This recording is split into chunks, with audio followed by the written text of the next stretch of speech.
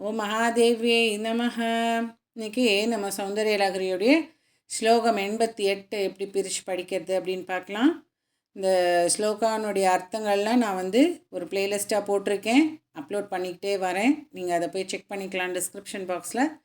அதே மாதிரி ஸ்லோகாஸையும் தனியாக ஒரு பிளேலிஸ்ட் போட்டிருக்கேன். நீங்கள் ஸ்லோகாவை படிக்கணும் அப்படின்னா படிக்கலாம். 1 to 5, 6 to 10ங்கிற மாதிரி தனித்தனியாக 5 ஸ்லோகாவாக 10 ஸ்லோகாவாக போட்டிருக்கேன். ரொம்ப ஈஸியாக நீங்கள் கற்றுக்கலாம். அதுக்கான பிளேலிஸ்ட்டும் இருக்குது, டிஸ்கிரிப்ஷன் பாக்ஸில் செக் பண்ணிக்கோங்க.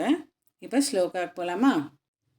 பதம் தே கீர்த்தீனாம் பிரபதமபதம் தேவி விபதாம் கதம் நீதம் சத்பிஹி கடினகமடீகர்பரதுலாம் கதம் வா பாஹுப்யாம் உபயமனகாலே புரபிதா யதாதாயன்யஸ்தம் திருஷதிதயமானேன மனசா. இப்போ இதில் அழுத்துற மாதிரியான சில வார்த்தைங்க வருது. பதம், பதம்க்கு த சொல்லணும். பதம் தே கீர்த்தினாம் பிரபதம் அபதம், பிரபதம் அபதம் ரெண்டுமே த சொல்லணும். தேவி விபதாம், தவும் அதே தான் சொல்லணும், த சொல்லக்கூடாது. விபதாம் கதம், கதம்ல த அழுத்தி சொல்லணும். கதம் நீதம் சத்பிஹி, சத்பிஹியில் பவ அழுத்தி சொல்லணும். சத்பிஹி கঠিன, கঠিனல டீயும் கமடீல டீயும் அழுத்தி சொல்லணும்.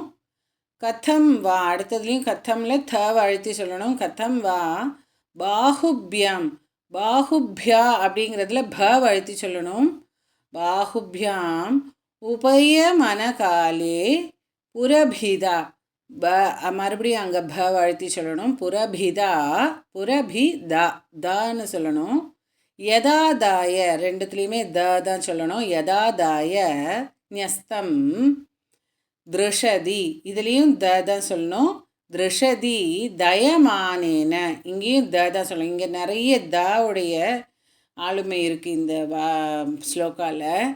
தயமானேன மனசா, இது உங்களுக்கு புரிஞ்சிருக்குன்னு நினைக்கிறேன். இதில் பிரித்து படிக்க வேண்டிய வார்த்தைகள் அப்படின்னு பார்த்தா, ஃபஸ்ட் லைனில் பதம் தே கீர்த்தி நாம் அப்படியே படிச்சுக்கலாம். பிரபதம் அபதம், ஆக்சுவலி அது பிரபதம் அபதம் அப்படிங்கிற மாதிரி சேர்ந்துருக்கும். அதை நம்ம பிரித்து போட்டிருக்கோம். பிரபதம் ப்ளஸ் அபதம் அப்படின்ற மாதிரி போட்டிருக்கு. தேவி விபதாம் கதம் நீதம் சத்விஹி கடின கமடீ கற்பரதுலாம், கடின கமடீ கற்பரதுலாம் அப்படிங்கிறது படிக்கும்போது உங்களுக்கு ஈஸியாக இருக்கும். கதம் வா பாஹுப்யாம், பாஹுப்யாம் உபயமான காலே புரபிதா யதாதாய ஞஸ்தம் திருஷதி தயமானேன மனசா, தயம் ஆனேன மனசா.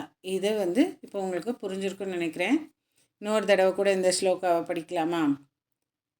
பதம் தே கீர்த்தீனாம் பிரபதமபதம் தேவி விபதாம் கதம் நீதம் சத்பிஹி கடினகமடீகர்பரதுலாம் கதம் வா பாஹுப்யாம் உபயமனகாலே புரபிதா யதாதாயன்யஸ்தம் திருஷதிதயமானேன மனசா.